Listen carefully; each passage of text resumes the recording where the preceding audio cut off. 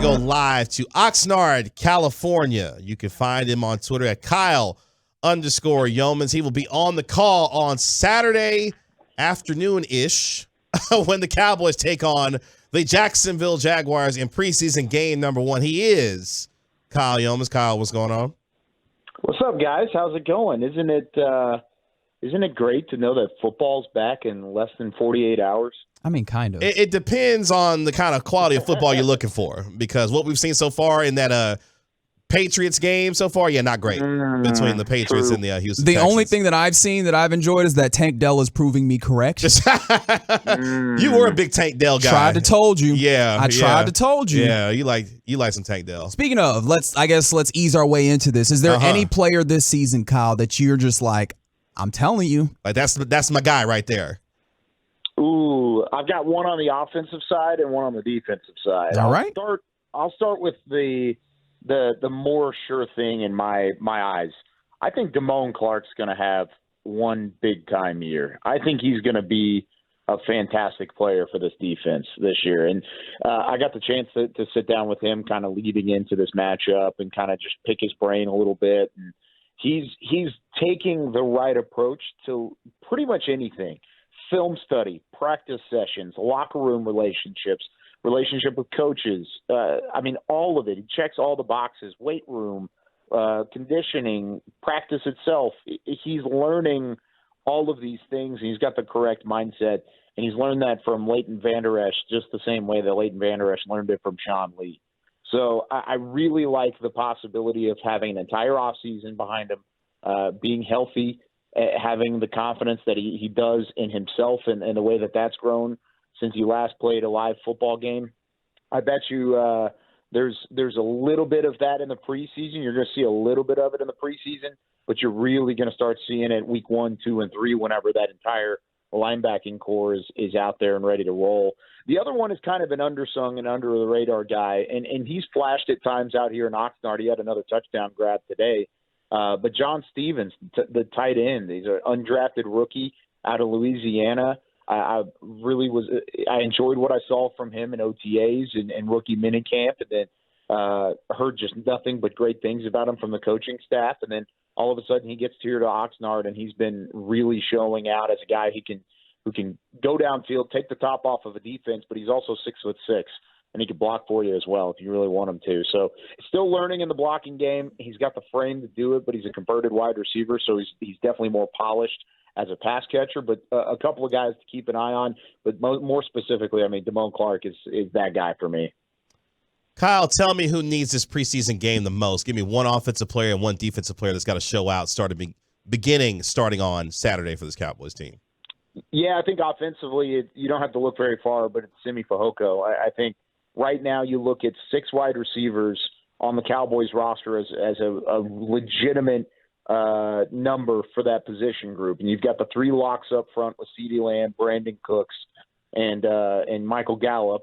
And then you have Jalen Tolbert, who's had a great camp. He's really that 4th guy in the clubhouse right now. Gavonte Turpin, if you want to include him into the mix. And then Jalen Brooks, who's had a great camp as a rookie and as a draft pick. And he's just been more consistent than Simi Fehoko. Now, Brooks is going to have to continue that just as much as Simi does.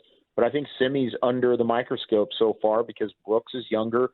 Brooks has more size and traits, at least in terms of the length that he brings to the field. Whereas Simi Fehoko's had some drops. He's had some inconsistencies. And so it's a big preseason for Simi. And I think he's going to have to catch multiple passes in these games. He's going to have to be a weapon in the red zone, make the contested grabs, and continue to build really from game 1 all the way through game 3 if he has a chance to make the roster straight up. On the other side, it's got to be Kelvin Joseph. It's kind of the same situation, but at the cornerback position. And he just might be on the outside looking in of a team that spent the draft pick on a corner who's been looking solid in camp. And Eric Scott Jr., I talked with Dan Quinn yesterday, and Dan was very complimentary about what Eric has done and even said he's one of the young guys that he really likes the way that they've shown out here in Oxnard. And then you bring in a free agent in Stephon Gilmore, just like they did with the wide receiver room and Brandon Cooks. So he's maybe that seventh guy out of six again, just like Fehoko on the offensive side. So those two guys, they've got to have some good camps and continue to flash. We're talking to Kyle Youmans, DallasCowboys.com. He'll be on the broadcast for the Cowboys preseason game on Saturday. And you're obviously out in Oxnard, and we learned today of some troubling news. Chuma Edoga, the offensive guard that the Cowboys signed this offseason, went down with an injury. Do we have more information on that? And off of that, how do you feel about the offensive line depth that the Cowboys have amassed over the offseason?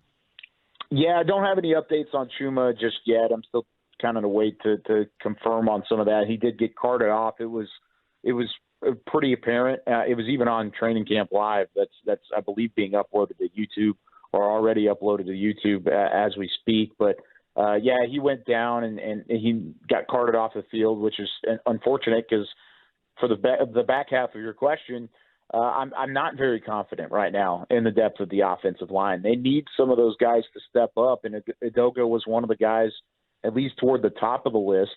I think you'd put him in the same category as a Matt Waletzko or a Josh Ball or an Awesome Richards, as guys that you want to step up and want to really take over as the reserves behind an offensive line that you feel like is solid up front, but really anything behind that is a significant drop off. And that's where the concern lies with me for the injury. I hope nothing but the best for Chuma, and I hope it's just a minor injury with a scary moment in practice. But he certainly looked to be in pain, and if he's out for a significant amount of time, it may be a conversation of, hey, maybe some of these guys that are in positions of surplus, like defensive line or wide receiver or cornerback, maybe you take one of those guys, you try and package them maybe with a draft pick and go and get a veteran backup offensive lineman or somebody that could at least step in and fill some roles. Because Edoga not only was playing a tackle, but really throughout training camp, he's been at the guard position as well, flexing inside and out. So not having him as an option is a huge loss for this Cowboys offensive front. Kyle, tell me that this whole Gavonte Turpin, gadget guy, running back, wide receiver, kick returner, punt returner, inside, outside, everywhere you want to line him up thing is real this year. It looks real, at least from what we've seen. He took a snap behind center, or not behind center. He wasn't the quarterback. Now that would be a new wrinkle. But he took a snap out of the backfield and took the handoff. It was a fun play. He hit the hole well, looked good in doing so, and he was about 4 yards downfield before anybody even got a hand on him. So they've used him in a number of ways, and I think there's going to be an added emphasis, especially in the preseason, to get him involved offensively, because you know what he can do as a return man, but if he doesn't help you offensively, then it's almost like taking up a roster spot for a niche specialist, and you don't want that to happen because he is dynamic, he is talented, and he has a certain skill set and a certain level that he could reach that you just haven't seen that yet. And I have to remind some fans out there that Gavonte Turpin was a USFL MVP as a wide receiver, not as a return man. And so he has it in him, and he's at least shown it at different levels, both college and the USFL. It's just whether or not he can unlock that at the game speed of the NFL. And he's had a good camp so far. He's done it in one-on-ones. He's done it in team drills. He's had a couple of drops, which is something that he's trying to work through at the moment. But I do believe they're going to try and get him involved as much as possible. Kyle, you're getting ready to do this broadcast. I know that takes a little bit of effort going in, figuring out what the storylines are that you would like to talk about. But I'm really interested being on the ground. What has been the most personally interesting storyline or development through camp thus far for you? Ooh, that's a tough one. There's been a lot of fun storylines, and some of them I mentioned already. I really like the emergence of Jalen Brooks. I think until you really see the speed and the ability that he's shown, he plays faster than his tape suggests, or his tape out of college suggested. Out of South Carolina, they rarely used him. He had one touchdown grab in each of his 2 seasons at South Carolina, so very seldomly used. But he's got this body type with these long arms and these big hands that you're able to utilize in the red zone, and you're able to utilize downfield. He's creating separation on not just any corner, and not just these second, third, fourth string corners, but against guys like Gilmore and guys like Diggs at points in practice. He's getting valuable reps in doing so. So I'm really excited to see how he continues to grow and continues to really fall into that mindset. But the other one is really an overarching one, and it's Mike McCarthy as a play caller. I mean, how different is this offense going to look from a West Coast scheme standpoint? Is it going to be that much different? Or are you going to see certain elements that are still worked in like they have in the past or the last couple of years whenever they had Kellen Moore as the offensive coordinator? Can you take the good things that Kellen Moore did and mesh them with the good things that Mike McCarthy could do? And that's where I feel like you're going to see the most success from an offensive standpoint. So those two things have really kind of caught my eye, and that's saying something because this defense, in my opinion, has dominated camp. But those are two things that have really stood out to me as storylines that I think Cowboys Nation should be excited about. Kyle, you have had one hell of a 2023. Looking forward to hearing your call on a Saturday afternoon with Bill Jones and Isaiah Stanback, and Haley Sutton going to be on the sidelines for that particular game. Looking forward to your call. Appreciate you having some time with us here on the Get Right, my man. Thank you so much.